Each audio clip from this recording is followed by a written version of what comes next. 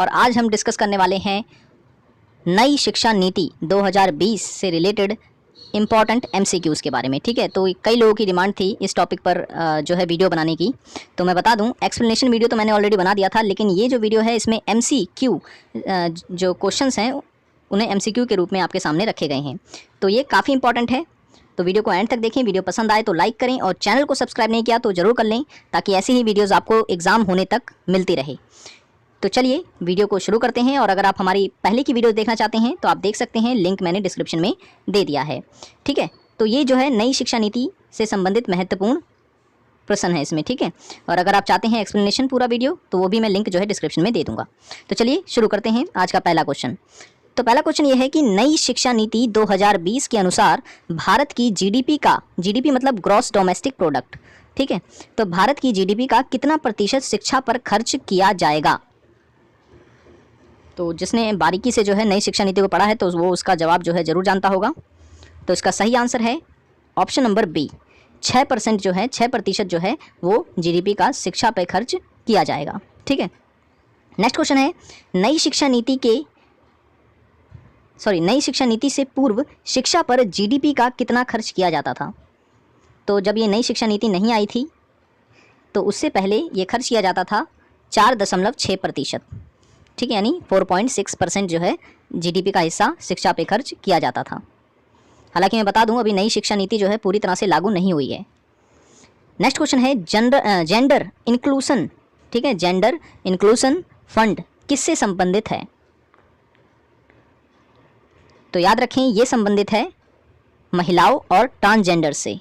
तो इसका सही आंसर हो जाएगा ऑप्शन नंबर डी, ए और सी जो है दोनों इसका सही आंसर है। आई होप कि वीडियो जो है आपको पसंद आ रहा होगा, तो लाइक ज़रूर करें, ठीक है, ताकि ऐसे ही इंपॉर्टेंट टॉपिक्स पे वीडियो मैं जो है डेली आपको लाता रहूं। चलिए नेक्स्ट क्वेश्चन है, नई शिक्षा नीति जो 2020 की है उसमें 5+3+3+4 कार्यक्रम के तहत शिक्षा की क्या आयु निर्धारित की गई है? यानी जो अगर बच्चा जो है अगर वो शिक्षा ग्रहण करना चाहता है इस कार्यक्रम के तहत, तो उसके लिए क्या आयु निर्धारित की गई है? तो याद रखें, इसकी आयु की गई है 3 वर्ष से लेकर 18 वर्ष तक। ठीक है, ऑप्शन नंबर बी जो है इसका करेक्ट आंसर हो जाएगा। यानी कि अगर बच्चा 3 साल का है तब से अगर वो जो है इस कार्यक्रम का हिस्सा बन सकता है, तो ये कार्यक्रम उसके 18 वर्ष की उम्र तक जो है जारी रहेगा। नेक्स्ट क्वेश्चन है, नई शिक्षा नीति के तहत उच्च शिक्षा किस कक्षा के छात्रों को प्रदान की जाएगी? पहले क्या होता था, 11th और 12th क्लास को जो है उच्च शिक्षा कहा जाता था। ठीक है, स्कूली शिक्षा के तहत अगर मैं बताऊं तो, लेकिन अब जो है वो जो है अब ये बदल दिया गया है नई शिक्षा नीति के तहत। अब जो छात्र होंगे वो 9वीं से 12वीं तक के जो छात्र होंगे उन्हें जो है उच्च शिक्षा के विद्यार्थी कहा जाएगा। ठीक है, तो ये चीज़ भी आपको याद रखनी है। नेक्स्ट क्वेश्चन है, नई शिक्षा नीति के तहत बीएड डिग्री कोर्स को कितने वर्ष के लिए किया गया है? तो देखें, पहले जो बीएड होता था वो ग्रेजुएशन के बाद हुआ करता था और 2 साल लगते थे। ठीक है, 2 साल का ये कोर्स हुआ करता था, डिग्री कोर्स। अब क्या है कि अब इसे इंटीग्रेटेड कर दिया गया है, तो अब ये जो बीएड होगा वो 4 साल का होगा। ऑप्शन नंबर डी जो है इसका सही आंसर है। ठीक है, ग्रेजुएशन जो है अब इससे अलग कर दी गई, यानी कि अब आपको 12th के बाद ही जो है बीएड में एडमिशन लेना होगा। इंटीग्रेटेड कोर्स होगा, 4 साल का होगा। लेकिन अगर किसी ने एमए कर रखी है और वो बीएड करना चाहता है तो उसे जो है बीएड उसका 1 साल में ही हो जाएगा। ठीक है, उसे 1 साल में जो है बीएड की डिग्री मिल जाएगी। नेक्स्ट है, नई शिक्षा नीति के तहत स्कूल में छात्रों को मातृभाषा में शिक्षा किस कक्षा तक प्रदान की जाएगी? किस कक्षा तक प्रदान की जाएगी? तो इसका सही आंसर है ऑप्शन नंबर सी, यानी कि 5वीं कक्षा तक। ठीक है, 5वीं कक्षा तक जो छात्र होंगे उन्हें जो है शिक्षा मातृभाषा में प्रदान की जाएगी। ठीक है, तो अगर आप हमारी पहले की वीडियोस देखना चाहते हैं, मैंने ऑलरेडी जो है नई शिक्षा नीति पर वीडियो बना रखा है, आप उसे ज़रूर देख लें, क्योंकि कई ऐसे क्वेश्चन होंगे जो इसमें कवर नहीं हुए होंगे, तो आप उस वीडियो को देख के जो है अच्छे से उस टॉपिक को कवर कर सकते हैं। ज़्यादा चांसेस हैं यहाँ से क्वेश्चन पूछे जाने के। ठीक है, ओके, नेक्स्ट क्वेश्चन है, उच्च शिक्षा ग्रॉस इनरोलमेंट रेशियो को, ठीक है ना, उच्च शिक्षा में जो ग्रॉस इनरोलमेंट रेशियो होता है उसको 100% तक का लक्ष्य रखा गया है। ठीक है, ये कब तक पूरा किया जाएगा? तो ये होगा ऑप्शन नंबर 20 का करेक्ट आंसर है 2035 तक। ठीक है, 2035 तक।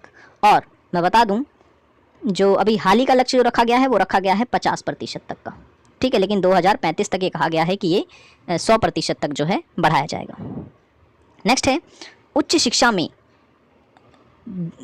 शिक्षा में 2018 का ग्रोस इनरोलमेंट रेशियो कितना प्रतिशत था, यानी कि अभी की अगर हम बात करें तो ये कितना है। तो इसका सही आंसर होगा option number A. Option number A जो है इसका करेक्ट आंसर है 26.3%, ठीक है ना। इतना जो है वो शिक्षा का ग्रॉस इनरोलमेंट रेशियो था, ठीक है। तो नई शिक्षा नीति के तहत इसको जो है बढ़ाया जाएगा। नेक्स्ट क्वेश्चन है, शिक्षा नीति के तहत किस डिग्री को हटाने की बात की गई है, ठीक है, किस डिग्री को हटाने की बात की गई है। तो नई शिक्षा नीति को अगर आप बारीकी से पढ़ेंगे तो आपको पता चलेगा उसमें जो है एमफिल का उल्लेख कहीं नहीं किया गया है, ठीक है। तो ये एमफिल जो है नई शिक्षा नीति के तहत इस डिग्री को हटा दिया जाएगा। एमफिल का जो पूरा फुल फॉर्म होता है वो होता है मास्टर ऑफ फिलॉसफी, ठीक है। तो इसे अब हटाने की चर्चा की जा रही है। नेक्स्ट क्वेश्चन है, national curriculum framework for education की स्थापना कब की गई। National curriculum framework for education की स्थापना कब की जाएगी, ठीक है, नई शिक्षा नीति के तहत की जाएगी। तो ये स्थापित किया जाएगा सन 2021 में। ऑप्शन नंबर ए जो है इसका करेक्ट आंसर है। और जहाँ तक न्यूज़पेपर में आ रहा है वो यही आ रहा है कि 2021 तक जो है ये नई शिक्षा नीति जो है पूरी तरह से लागू कर दी जाएगी और जितने भी नए नए प्रावधान हैं वो 2021 से फॉलो किए जाएंगे। नेक्स्ट क्वेश्चन है, नई शिक्षा नीति में उल्लेखनीय मीरू MERU शब्द का विस्तृत रूप क्या है, ठीक है। मीरू जो शब्द है उसका विस्तृत रूप क्या है। तो इसका सही आंसर होगा ऑप्शन नंबर ए, ठीक है। क्या है, multi disciplinary education and research university, ठीक है, multi disciplinary education and research university, ठीक है। तो ये चीज़ आपको याद रखनी है, ज़्यादा चांसेस हैं क्वेश्चन पूछे जाने के।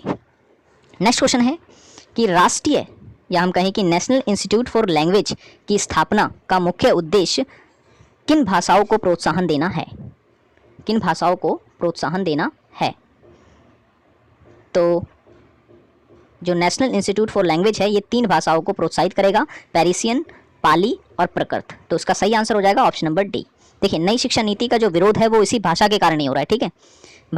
नई शिक्षा नीति के तहत ये कहा गया है कि जो बच्चे होंगे पहली से लेकर 5वीं तक के, उन्हें जो है उनकी मातृभाषा में ही शिक्षा दी जाएगी और हिंदी उसमें विशेष रूप से रखी जाएगी, ठीक है। जब तो इसका विरोध किया गया है दक्षिण भारत के राज्यों के द्वारा, ठीक है। और भी कई ऐसे राज्य हैं जो इसका विरोध कर रहे हैं अभी भाषा को लेकर के। हो सकता है कि ये प्रावधान जो है जल्द हटा भी दिया जाए। सो ये तो था हमारा वीडियो जिसमें हमने चर्चा की नई शिक्षा नीति से संबंधित महत्वपूर्ण प्रश्नों की। तो आई होप कि ये वीडियो आपको पसंद आया होगा। वीडियो पसंद आया हो तो लाइक करें, चैनल को सब्सक्राइब नहीं किया तो ज़रूर कर लें और पहले की वीडियोज़ नहीं देखी है तो उसे ज़रूर देखें, लिंक मैं डिस्क्रिप्शन में दे दूँगा। सो मिलते हैं अब नेक्स्ट वीडियो में। Thanks for watching this video.